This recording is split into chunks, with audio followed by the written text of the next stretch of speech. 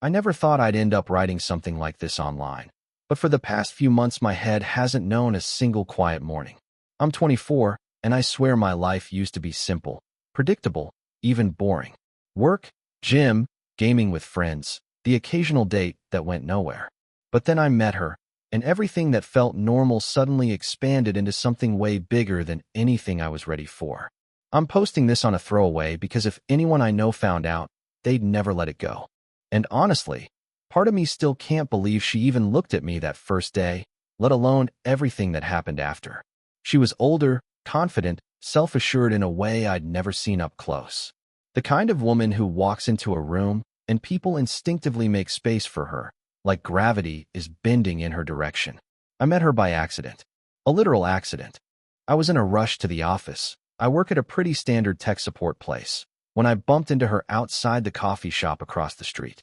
The lid on her cup wasn't tight, and hot latte splashed onto her hand and my shirt. My first instinct was embarrassment. Her first instinct was a smirk, like the whole thing genuinely amused her. "You okay there, sprint champion?" she asked, shaking the coffee from her fingers. I apologized about 10 times in the span of 15 seconds. She waved it off like it was nothing, though she did eye me up and down in a way I wasn't used to. Not mocking, not flirtatious exactly, more like curious. Assessing. She introduced herself as Maya. No last name, just Maya, like someone who never has to explain who she is.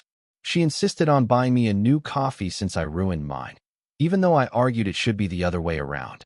She laughed, a warm, deep laugh that felt like it came from someone who's lived enough to not stress about the small things. We talked for maybe 10 minutes while waiting for the drinks, but it felt longer. I learned she was 34, worked in marketing, and had just moved to the area after a long-term relationship ended. She didn't say much about it, and I didn't pry. She asked about me, really asked, and listened in a way that made my chest tighten. Most people my age half listen, scrolling their phones or thinking about their next sentence. She kept eye contact. It was disarming. When her order came up, she said, "Well, try not to run over anyone else today," and gave me this playful smile before walking off. I thought it would end there. It didn't. She came back the next morning. I swear I wasn't waiting for her, but my brain recognized her before my eyes even did. She walked up like we were old friends. "You managed to survive another morning without casualties?" she asked. I joked back. We talked again. Then it happened the third day. Then the fourth. We didn't exchange numbers, and she didn't follow me on social media.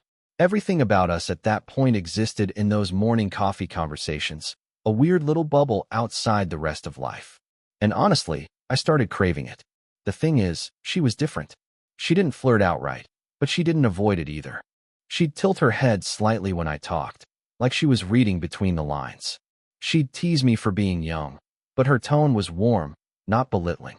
One morning, she said, "You know, you don't talk like most guys your age." I asked her what that meant. She shrugged. "You actually think before you speak. It's refreshing." For some reason, that compliment hit deeper than I expected. About 3 weeks into this routine, everything shifted. It was raining hard, and I ducked inside the coffee shop soaked head to toe. She was already there, sitting near the back with her laptop. She looked up and waved me over without hesitation. My heart did this weird nervous flip.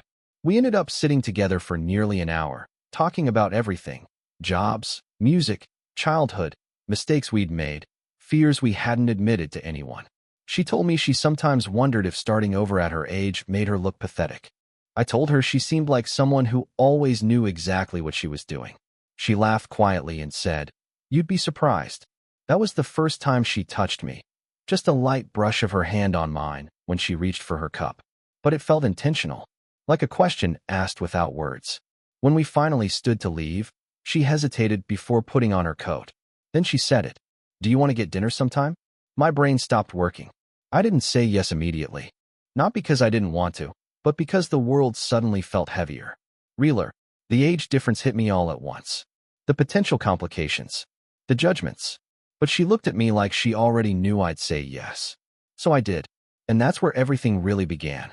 Our dinner date was scheduled for Friday at a small place she recommended, an intimate, dimly lit restaurant that felt like the kind of spot you only discover by accident or through someone with taste. I spent way too long getting ready. I kept changing shirts, fixing my hair, checking the mirror like I was 16 again.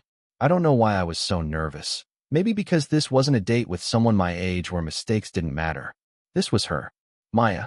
Everything about her felt like unfamiliar territory. I got there 10 minutes early. She arrived right on time. Hair loose, wearing a black blouse that wasn't revealing but still somehow made my pulse spike. She looked magnetic. Mature in a way I didn't fully understand but immediately felt drawn to. When she smiled at me, it was so natural, like she wasn't trying to impress me. Like she already knew exactly who she was. "Relax," she said, taking off her coat and hanging it back on the chair. "You look like you're about to be interviewed." I joked that it felt like I was. She laughed softly, leaning in just a bit, and the tension around my shoulders loosened. The conversation came easily. Too easily. We talked for hours, about our families, work stories, little frustrations, life goals. I realized how deeply she listened. She didn't rush to fill silences. She didn't try to dominate the conversation. Instead, she drew things out of me, things I usually don't talk about. At one point, she asked, "When was your last real relationship?" I hesitated. "About a year and a half ago." She was my age. We cared about each other, but it fell apart when she said I wasn't ambitious enough. Maya raised an eyebrow. And what does ambitious enough even mean? Apparently not wanting to double my workload for a job I hated. She shook her head. "Sounds like you dodged a bullet." Then she took a sip of wine, looked at me over the rim of the glass, and said quietly, "You're better than you give yourself credit for." My throat tightened a little when she said that. It's one thing to hear encouragement from friends. It's something entirely different from someone like her. Someone who seemed to live life with precision. Eventually, the waiter came by to tell us the kitchen was closing soon. We left the restaurant and stepped into the cool night air. The streetlights reflected off the wet pavement, the leftovers of an earlier rainstorm. She pulled her coat tighter around her shoulders and looked at me with a calm, unreadable expression. "Do you want to walk for a bit?" she asked. Of course I did. We walked slowly, just talking, sometimes falling into silence that somehow didn't feel awkward. At one point, she paused under a street lamp, turning slightly toward me. "You were quiet for a moment back there," she said. "What were you thinking about?" I could have lied. I could have said nothing. But something about her presence made me want to be honest. "I was thinking that this feels different," I told her. Her lips parted just slightly, but she didn't interrupt. "I mean," I continued, "you're older, more experienced. You've lived more life. And I keep wondering if I'm just." She stepped closer, cutting off my sentence without touching me. "Don't do that," she said softly. "Don't minimize yourself before you even give this a chance." There was no condescension in her tone, no pity, just certainty, a quiet, grounded certainty that made the world feel strangely steady. My heart was pounding by then, loud in my ears. She must have felt the tension because she finally reached out and touched my hand. Lightly, deliberately, her fingers brushing against mine. "Age isn't a weakness," she said. "Not for you. Not for me." My breath caught. Her fingers slid fully into my hand, interlacing with mine. It was such a simple gesture, but it sent heat all the way up my arm. That was the moment everything shifted. No flirting, no ambiguity, no guessing games. Just clarity. We walked like that for a while, hand in hand, our pace slow, almost hesitant. At one point, she laughed softly and said, "If someone told me I'd be holding hands with a 24-year-old tonight, I would have told them to get their head checked." I grinned. "Is that a good thing or a bad thing?" "A surprising thing," she answered. "In a good way." When we finally reached her apartment building, she didn't let go immediately. She held onto my hand for a few seconds longer than necessary, like she was weighing some internal decision. "I had a really nice time," she said quietly. "So did I." She exhaled slowly, then smiled. A small, almost private smile.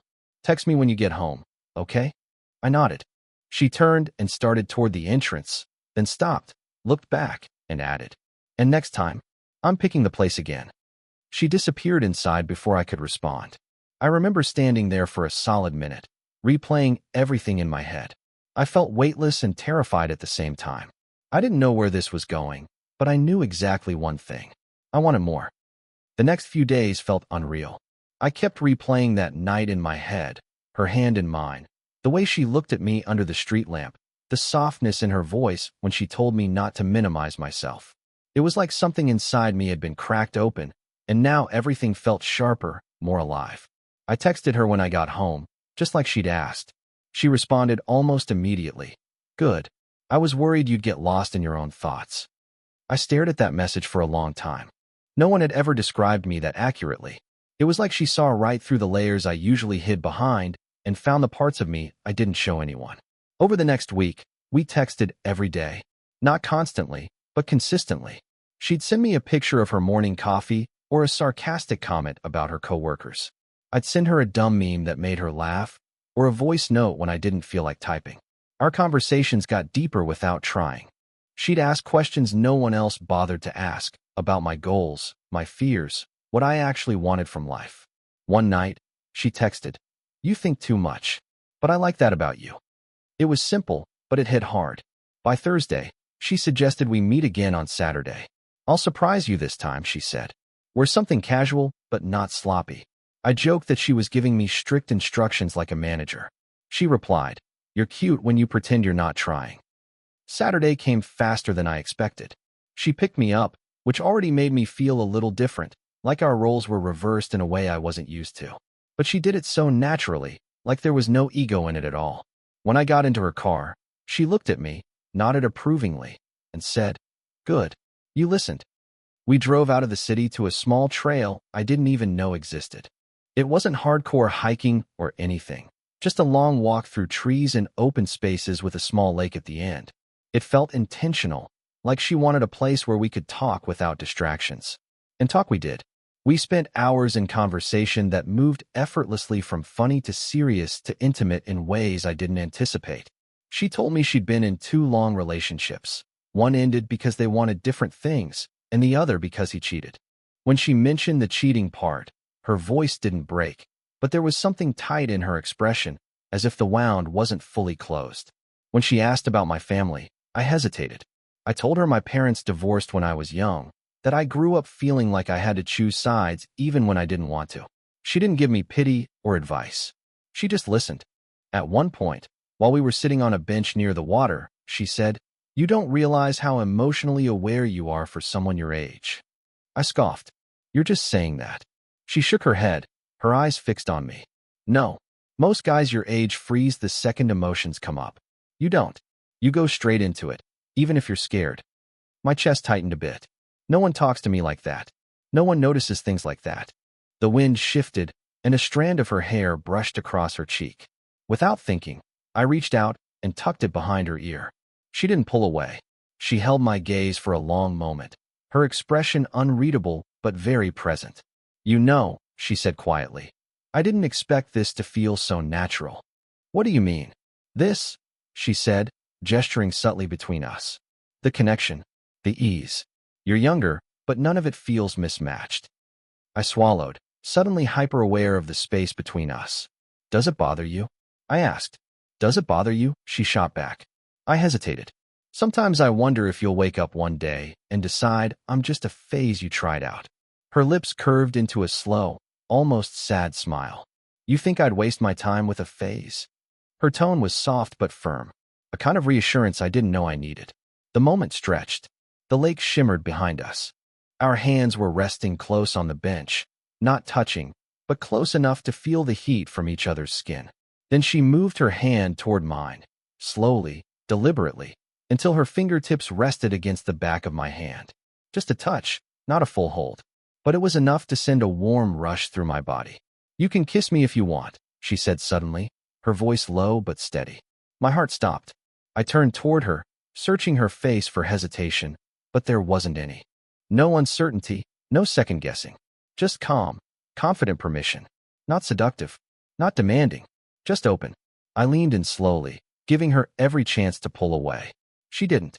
Our lips met, soft at first, tentative, like both of us were testing the current between us.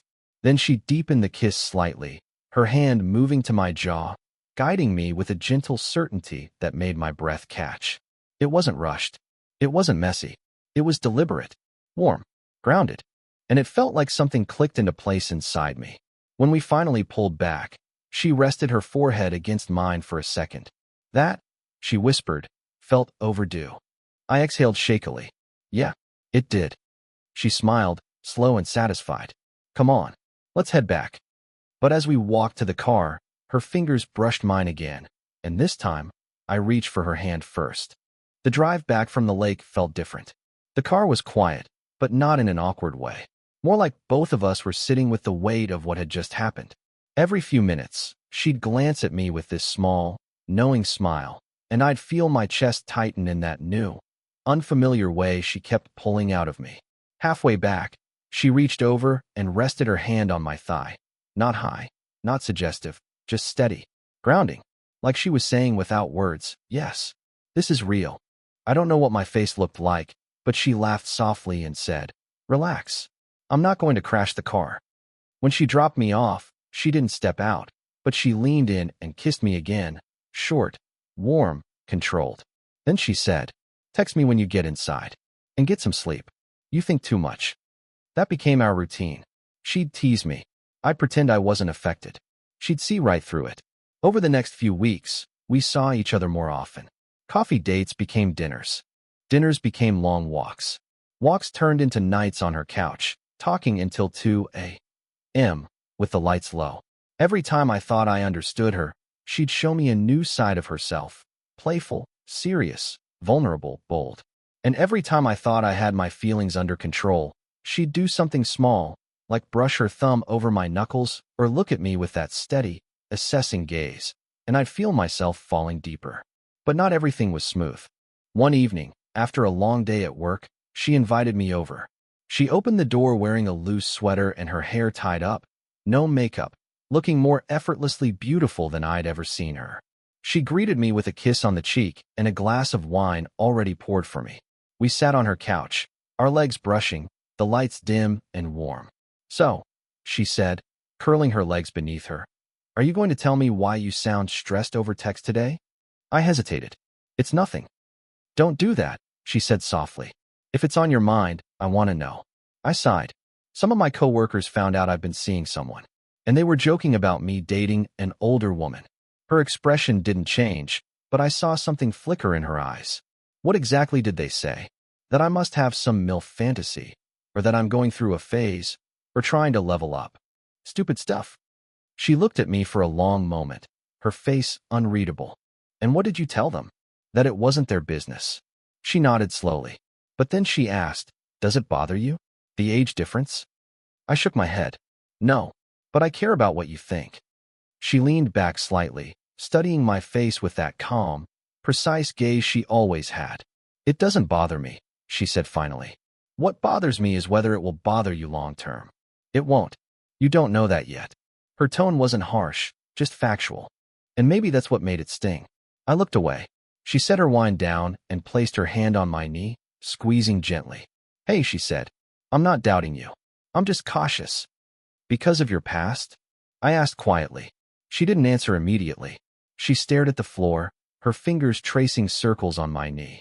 I trusted someone who said all the right things, she said softly. He made promises he couldn't keep. And I don't want to repeat that with someone younger who might wake up one day and realize I'm not part of the future he wants. Her voice didn't shake, but I could tell she meant every word. I shifted closer and took her hand. I'm here because I want to be, not because of a fantasy or a phase, because it feels right. She looked up, searching my face like she was trying to find cracks in my answer. When she didn't, she let out a slow breath and leaned into me, resting her head on my shoulder. Okay, she said quietly. Then I'll try to believe you. We stayed like that for a while, her head on my shoulder, my arm around her, the room dim except for the soft glow of a floor lamp. I felt her relax against me, her breath evening out. After a minute, she tilted her head and looked up at me with a small half-smile. You know, she said, you surprise me. How? You don't run. I laughed. Should I be running? Most would, she said. You're steady in a way most people aren't at your age. It's grounding. My heart jumped at that word. Grounding. Coming from someone like her, it felt like the highest form of praise. We kissed again, slow, deep, careful, like we were learning each other piece by piece. Her hands slid to the back of my neck, and mine settled at her waist. The room felt smaller, warmer, heavier with every passing second. But then she suddenly pulled back, breathless, and said, Wait. I froze. Did I do something wrong? She shook her head quickly. No, not wrong. I don't want to rush this. Not with you. Her voice was almost a whisper. Not fearful, just honest. And in that moment, I understood something.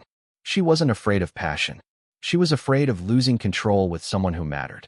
So I nodded. Then we do this your pace. She smiled, relieved, grateful, almost proud. And she whispered, good, because if we're doing this, I want it to last. Something shifted after that night. Not in a dramatic way, not suddenly, but slowly, steadily, like invisible gears clicking into a new alignment. She trusted me a little more. I felt it in small moments. The way she looked at me when she thought I wasn't paying attention, the way her voice softened when she called me, the way she stopped double-checking whether I actually wanted to be there. But with new closeness came new tension, the good kind and the complicated kind. One Wednesday evening, she invited me over for dinner. When I got there, her apartment smelled like roasted garlic, herbs, and something warm I couldn't name. She was standing in the kitchen wearing fitted jeans and a simple gray top that somehow made my pulse jump the second I saw her. Her hair was still slightly damp from a shower. You're early, she said, smiling without turning around. You said 7. I meant 7-ish. I stepped up behind her, close enough to smell her shampoo. You should specify that next time. She turned, raising an eyebrow. You're getting bold. I swallowed. You bring it out of me. She looked at me for a second, a slow, measured look, then smirked and turned back to the pan like she didn't just short-circuit my brain. Dinner was amazing.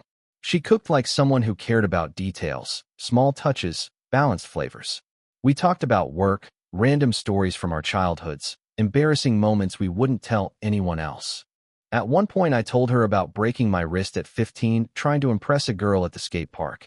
She laughed, leaning back in her chair. Let me guess, it didn't work? No. She left before the ambulance arrived. Well, she said, smiling, her loss. After dinner, we moved to the couch. She curled her legs underneath her, opening a bottle of wine. I sat close, closer than usual, until our knees touched. She didn't move away. So, she said, swirling the wine in her glass, I have a personal question. I tensed. Okay. You ever dated someone older before me? I shook my head. No. Not even a little older? No. She hummed thoughtfully. Then why me? Her tone wasn't insecure. It was curious, like she genuinely wanted to know. I tried to explain. You make me feel seen. I don't know how else to put it. Her expression softened, not dramatically, but enough that I noticed. And, I added, you challenge me. In a good way. She blinked slowly and looked away, almost like she wasn't used to hearing that. Most men don't like being challenged. I'm not most men. She smiled at that, a small, quiet smile, and set her glass down. Then she shifted, turning her whole body toward me. Come here, she said softly. I did. She kissed me, slow at first, then deeper, her hand sliding to the back of my neck. My heart was pounding, but not from nerves, from intensity. Her intensity. The way she kissed like she knew exactly what she was doing, like she was reading me, learning me, guiding me without force. Her fingers traced my jaw, then my collarbone, then paused, deliberately, as if she were testing how far she wanted to go. But then she pulled back. Again, just like last time. Except this time, she looked shaken. Not scared, conflicted. I whispered, talk to me. She exhaled, touching her forehead to mine. I want you, she said quietly. I want you more than I should. The room felt electrified by the honesty in her voice. Then why stop? I asked gently. She bit her lip, thinking. Because it's easy to give in to desire. But I don't want this to be just heat. It's not, I said immediately. Her eyes flicked to mine, searching, weighing, almost afraid to believe me. I don't want to hurt you, she whispered. Or myself. If this becomes physical too fast, it might cloud everything else. And I like what we're building. I nodded slowly. Then we build it. At your pace. She closed her eyes, relieved. You're good, she said softly. Too good. I'm just honest. She laughed quietly and leaned her head on my shoulder. You make it very hard to think clearly, you know that. I'm aware, I said, smiling. Her hand slid down my arm, fingers tracing my skin absent-mindedly, affectionate, warm, dangerously intimate without crossing the line she'd drawn. What are you thinking about, she asked. You, I admitted. She let out a soft exhale that wasn't quite a laugh. Of course you are. Then she shifted again, gently pushing me to lie back against the couch cushions while she rested against my chest. Her hair fell over my shirt, and her breathing synced with mine. We didn't kiss again that night, but somehow, the closeness felt even more intense than if we had. At some point, while tracing circles on my arm, she said quietly, "I'm letting you in. Slowly. Don't disappear. I'm not going anywhere." She looked up, eyes serious, almost vulnerable. "Promise. I promise." She rested her hand on my chest and stayed there until she drifted to sleep. I didn't move for almost an hour, afraid to break whatever fragile, beautiful thing was happening between us. And for the first time, I realized this wasn't just desire. I was falling hard, and so was she, whether she admitted it yet or not. I didn't expect how fast things would shift after that night in her apartment. It wasn't just the intimacy or the chemistry. It was the way she looked at me the next morning, like she was searching my face for a decision I hadn't realized I needed to make. She made coffee in an oversized shirt, bare legs moving softly across the floor, and I remember thinking that I had never seen someone look so comfortable in their own space. In her world. In herself. I envied it, but I also felt pulled toward it, like gravity. When she handed me a mug, she paused. "You okay?" she asked. "Yeah," I said. "Just taking it all in." She smirked. "That's your thing.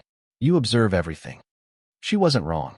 With her, I was hyper-aware of everything I said, everything she implied, everything between us that wasn't being said out loud.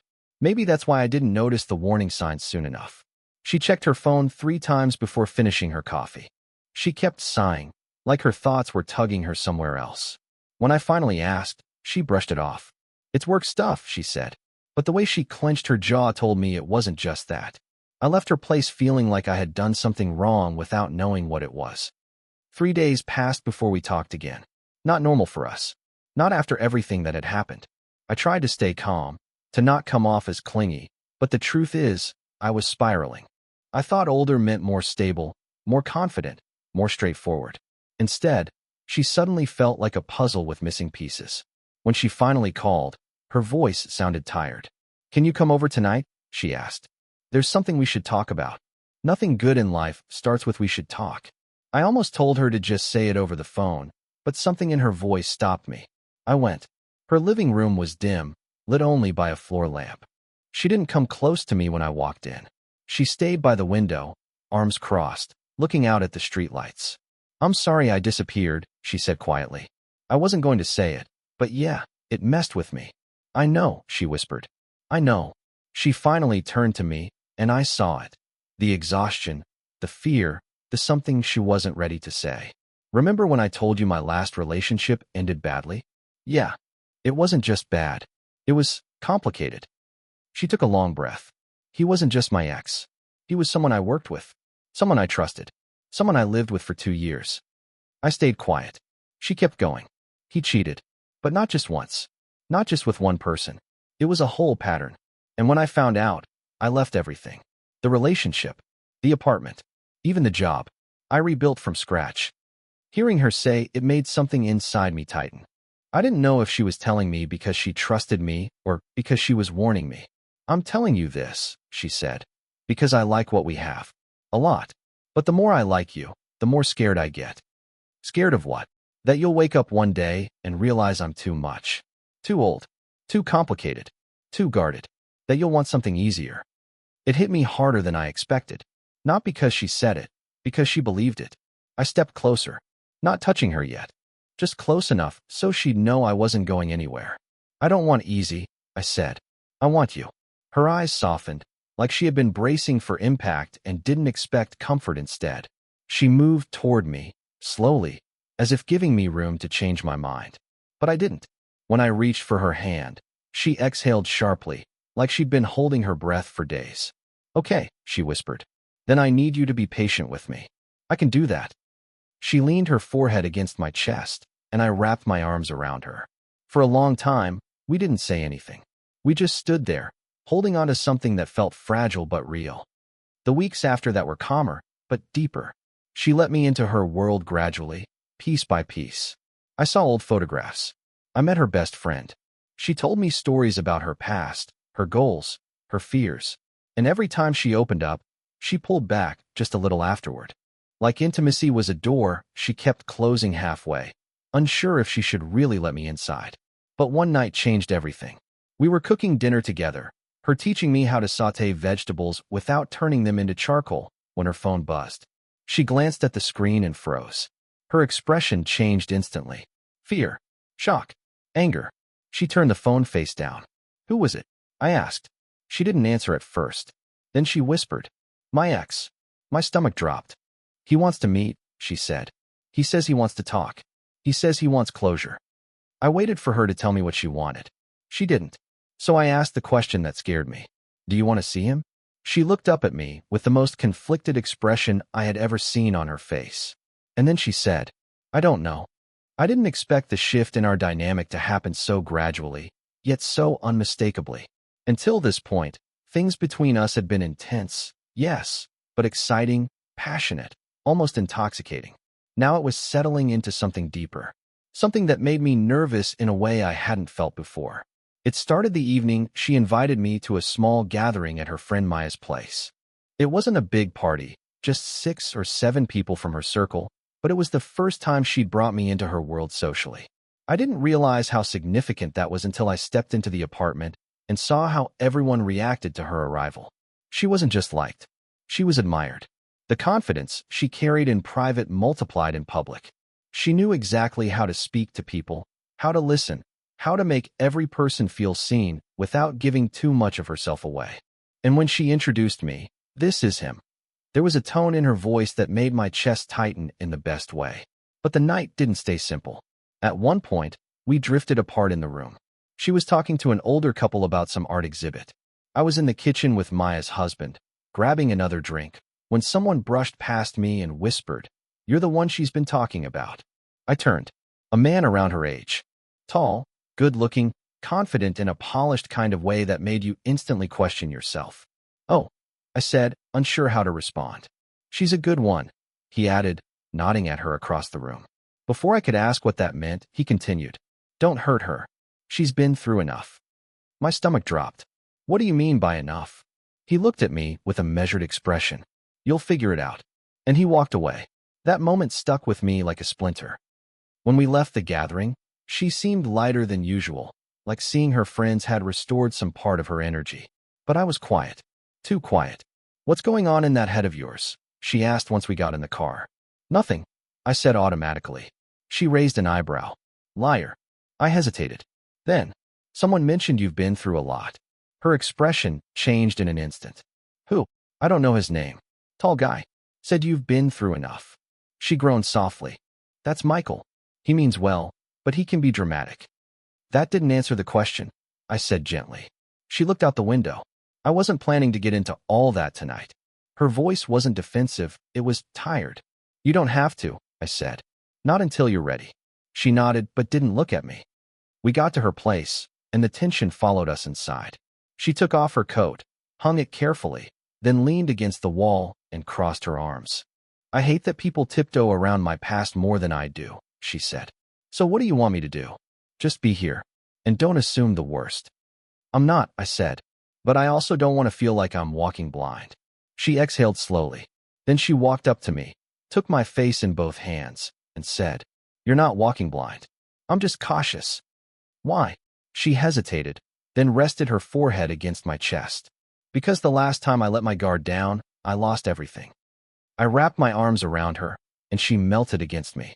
For a long time, neither of us spoke. Then, quietly, she added, "I don't want to lose you too." "You won't." That night, intimacy felt different. Slower. Not as hungry or explosive as before, but deeper. She held on to me like she was afraid to let go, and I held her like I finally understood the weight she carried. And afterward, when she lay with her head on my shoulder, she whispered, "I need you to understand something about me. I don't rush into relationships, and I don't trust easily. But with you, everything feels faster, stronger, and that scares the hell out of me." I didn't interrupt, didn't pressure, just waited. She continued, "I want this to work, but I also need you to know that sometimes I might pull back. Not because of you, because of him." That stopped my breathing for a second. "The ex." She nodded. Did he hurt you? She didn't answer immediately. Then, more than I thought a person could. Her voice cracked on the last word. I pulled her closer. She didn't cry, but her silence said everything. And in that moment, I understood. I wasn't just falling for her. I was stepping into a story already scarred, already shaped by someone who didn't deserve her. I didn't know then that her past would soon walk straight into our present and force both of us to face more than we were ready for. Because the next week would change everything. When she said those 3 words, I don't know, my chest tightened in a way I'd never felt before. Not jealousy, not anger, something heavier, something closer to dread. She put the knife down slowly, like her hands were suddenly too unsteady to keep cooking. I watched her breathe in, breathe out, but it didn't calm her. If anything, it showed how shaken she was. I didn't expect him to reach out, she said quietly. Do you want me to leave? Give you space? No, she said, almost too quickly. Stay. She walked to the couch and sat, curling her legs under herself. I sat across from her, trying not to let my fears show. The last thing she needed was pressure. Talk to me, I said. I'm trying, she whispered, rubbing her temples. I just didn't expect my past to crash into my present like this. I nodded. Slow. Careful. I get that. She looked at me, searching my face the way she did the morning after we first slept together. Looking for a reaction, maybe. Or for reassurance. It doesn't mean I have feelings for him, she said quickly. Too quickly. It's just, unresolved things have a way of sticking around. What kind of unresolved things? She swallowed. Questions. Betrayal. The kind of pain that messes with your trust, even years later. I leaned forward. I'm not going anywhere because of a text from your past. That made her eyes soften, but her worry didn't fully fade. She didn't answer him that night, or the next. I didn't push. I stayed present, but I also gave her space to decide. She seemed grateful for that. Every time she glanced at her phone, she'd catch me looking at her, and she'd half smile, like she appreciated that I wasn't panicking, even though I was. On the 3rd day, she finally broke the silence. I'm going to see him, she said. My stomach clenched, but my voice stayed steady. Okay. Just to talk. I know. I owe myself that conversation. Not him. Me. I understand. She exhaled, relieved I didn't argue or accuse her of anything. She leaned her forehead against mine and whispered, Thank you. She met him at a cafe downtown. I didn't ask to come. I didn't ask for details. I told myself I could handle the uncertainty. That trust mattered more than fear. But when those 2 hours stretched into a 3rd, then a 4th, something dark started gnawing at me. I paced around my apartment, checked my phone too often, tried to distract myself, failed. When she finally texted me, it was just, headed home. Can you come over? My chest tightened. The lack of capitalization alone told me she was drained. I went. When she opened the door, she looked exhausted. Not sad, not shaken, drained. She dropped her keys on the table with a clink and leaned against the wall like she was too tired to stand straight. Was it bad? I asked gently. She shook her head. No, just weird. We sat on the couch. She curled her legs under her again. A habit of hers when she was vulnerable. He apologized, she said. I nodded. He explained everything. The cheating, the lying, the double life he basically ran while we were together. Again, I nodded. He said he regrets all of it. That I was the best thing that ever happened to him. She paused. Then he asked if we could try again. I felt something heavy drop inside my stomach. What did you say? I asked, keeping my voice calm. She looked at me, really looked at me. I told him no. Some of the pressure in my chest released, but she wasn't done. And I told him why. Her voice trembled, not with fear, but with emotion. I told him I'm seeing someone who makes me feel safe. Someone who listens. Someone who doesn't take me for granted. Someone who feels like a new chapter, not the same old story with a different ending. My breath caught slightly. She didn't name me, but she didn't have to. Then why do you look so upset? I asked softly. She wiped her cheek with the heel of her hand. Because closure isn't clean, she whispered. It stirred up things I thought I buried. And I hate that it made me distant with you. I moved closer. You told me the truth. I'd rather have that than anything else. She finally leaned into me, her head on my shoulder. I wrapped my arm around her, feeling the tension slowly leave her body. I don't want you to think I'm comparing you to him, she said. I don't, I answered. I just want to move forward, with you. Then we will. But the universe has a way of testing people right when things start to settle. A week later, I came over to her place to surprise her with takeout after her long shift. It was supposed to be a simple, easy night. But as soon as I opened her apartment door, she had given me a key a month earlier. I heard something that froze me in place. Her voice. Sobbing. Not crying. Not tearing up. Sobbing. I followed the sound into her bedroom, and she didn't even notice I was there. She was curled on the bed, shaking, her face buried in her hands. "Hey," I whispered. "What happened?" She jolted, startled, then collapsed into my arms. "It's him," she choked out. "He won't stop messaging me. He said he made a mistake letting me go again. He said he won't give up." I held her tighter, and then she whispered something that chilled me. "I think he's been following me." When she said those 3 words, "I don't know," my chest tightened in a way I'd never felt before. Not jealousy, not anger, something heavier, something closer to dread. She put the knife down slowly, like her hands were suddenly too unsteady to keep cooking. I watched her breathe in, breathe out, but it didn't calm her. If anything, it showed how shaken she was. "I didn't expect him to reach out," she said quietly. "Do you want me to leave? Give you space?" "No," she said, almost too quickly. "Stay." She walked to the couch and sat, curling her legs under herself. I sat across from her, trying not to let my fears show. The last thing she needed was pressure. "Talk to me," I said. "I'm trying," she whispered, rubbing her temples.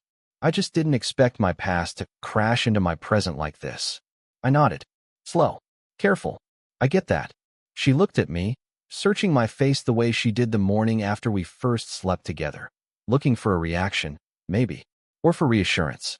"It doesn't mean I have feelings for him," she said quickly. Too quickly. "It's just, unresolved things have a way of sticking around." "What kind of unresolved things?" She swallowed. "Questions. Betrayal. The kind of pain that messes with your trust, even years later." I leaned forward. "I'm not going anywhere because of a text from your past." That made her eyes soften, but her worry didn't fully fade. She didn't answer him that night, or the next. I didn't push. I stayed present, but I also gave her space to decide. She seemed grateful for that. Every time she glanced at her phone, she'd catch me looking at her, and she'd half smile, like she appreciated that I wasn't panicking, even though I was. On the 3rd day, she finally broke the silence. "I'm going to see him," she said. My stomach clenched, but my voice stayed steady. "Okay. Just to talk. I know. I owe myself that conversation. Not him. Me. I understand."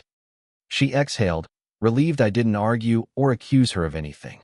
She leaned her forehead against mine and whispered, "Thank you." She met him at a cafe downtown. I didn't ask to come. I didn't ask for details. I told myself I could handle the uncertainty. That trust mattered more than fear. But when those 2 hours stretched into a 3rd, then a 4th, something dark started gnawing at me. I paced around my apartment, checked my phone too often, tried to distract myself, failed. When she finally texted me, it was just, "Headed home. Can you come over?" My chest tightened. The lack of capitalization alone told me she was drained. I went. When she opened the door, she looked exhausted. Not sad, not shaken, drained. She dropped her keys on the table with a clink and leaned against the wall like she was too tired to stand straight. "Was it bad?" I asked gently. She shook her head. "No, just weird." We sat on the couch. She curled her legs under her again. A habit of hers when she was vulnerable. "He apologized," she said. I nodded. He explained everything. The cheating, the lying, the double life he basically ran while we were together. Again, I nodded. He said he regrets all of it. That I was the best thing that ever happened to him. She paused. Then he asked if we could try again. I felt something heavy drop inside my stomach. "What did you say?" I asked, keeping my voice calm. She looked at me. Really looked at me. I told him no. Some of the pressure in my chest released, but she wasn't done. And I told him why. Her voice trembled, not with fear, but with emotion. I told him I'm seeing someone who makes me feel safe. Someone who listens. Someone who doesn't take me for granted. Someone who feels like a new chapter, not the same old story with a different ending. My breath caught slightly. She didn't name me, but she didn't have to. "Then why do you look so upset?" I asked softly. She wiped her cheek with the heel of her hand. "Because closure isn't clean," she whispered.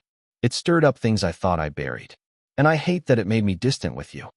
I moved closer. You told me the truth. I'd rather have that than anything else. She finally leaned into me, her head on my shoulder. I wrapped my arm around her, feeling the tension slowly leave her body.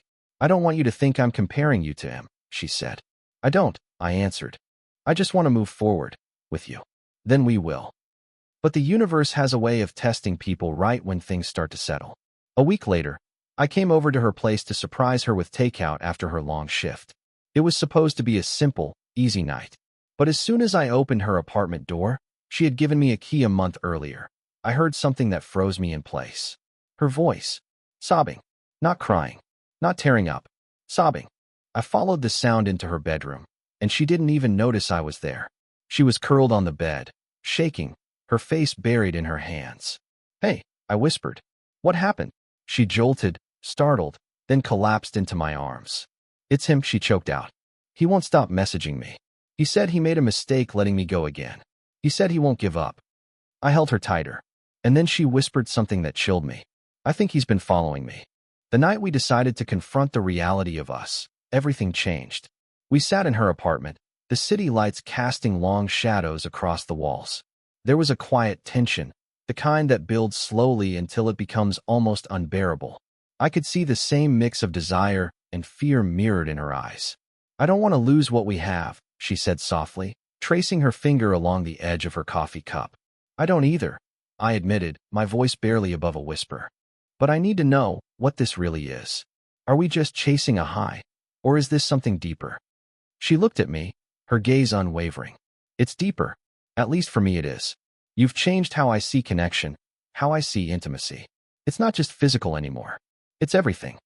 I swallowed hard, realizing how much I had grown attached to her, how much I craved both the passion and the understanding she brought into my life. There were moments, of course, when doubt crept in. Was I too young for this? Did I understand the consequences of being with someone older, more experienced? Yet the answer always came back the same way. The bond we shared felt undeniable, magnetic. We talked for hours, sharing fears, dreams, regrets. For once, the playful teasing and heated glances were replaced by raw honesty. I saw her vulnerabilities, the parts she didn't show anyone else, and in turn, I revealed my own insecurities. There was no judgment, no pretenses, just two people laying themselves bare, and in that, finding trust. After that night, things shifted. We didn't suddenly become perfect.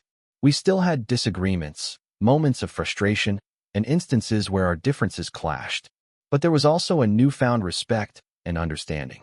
Every passionate encounter, every playful argument, every quiet conversation became layered with meaning. We started exploring life together beyond just each other's apartments. Weekend trips, trying new cuisines, hiking trails neither of us had visited before. It wasn't always romanticized. There were messy moments, missed reservations, misunderstandings. But those moments became stories, memories we would laugh about later. The intensity of our early relationship matured into a deeper connection, one that balanced desire with companionship. I remember one afternoon when we were sitting on a park bench, watching children play and couples stroll by. She leaned her head on my shoulder, sighing contently. Do you ever think about the future? She asked. All the time, I replied. But I try not to overthink it. Right now, this thus feels like enough. Me too, she whispered, her hand finding mine. I don't know what the future holds, but I know I don't want to face it without you. That simple acknowledgement felt like a promise, fragile yet strong. It wasn't a fairy tale with a guaranteed happy ending. Life wasn't perfect, and neither were we. But our story was real, messy, passionate, and full of moments that made every challenge worth facing. As time went on, I realized that the age difference, which once felt like a chasm, became irrelevant. Experience, youth, wisdom, and curiosity blended into a dynamic that taught me more about love and connection than I could have imagined. It wasn't about who was older or younger. It was about the intensity of feeling, the willingness to grow together, and the courage to be vulnerable. By the time we celebrated our one-year anniversary, I could honestly say that I had changed. I was more confident, more patient, and more understanding. And so was she. Our relationship had weathered early uncertainties and passionate highs, and we had emerged with a bond that was both fierce and tender. Sitting across from her that evening, holding a glass of wine, I realized how far we had come. "Here's to us," I said, clinking my glass against hers. "To us," she echoed, her eyes sparkling with that same mischievous glint that had first drawn me in. In that moment, everything else faded, the noise of the city, the doubts, the insecurities. There was just us, together, navigating a world that often felt too big and complicated, yet somehow perfectly contained within the space we shared. It wasn't just passion or infatuation anymore. It was connection, trust, and the unspoken promise that, no matter what happened next, we had found something worth holding on to. And as we laughed, whispered, and dreamed together that night, I understood that this story, our story, wasn't about endings. It was about growth, discovery, and the courage to embrace love in all its messy, beautiful, unpredictable glory.